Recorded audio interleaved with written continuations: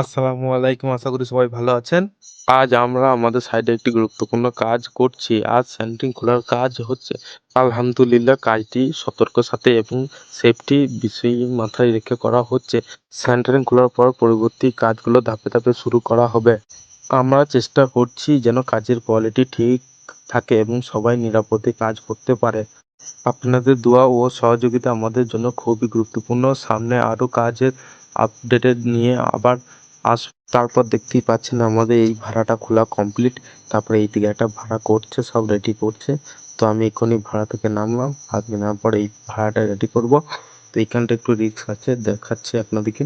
তো এখান থেকে দেখতেই পাচ্ছি একবার সিঁড়ির ভেতরে তিনি ওখানে ভাড়া বাঁধছে একজন।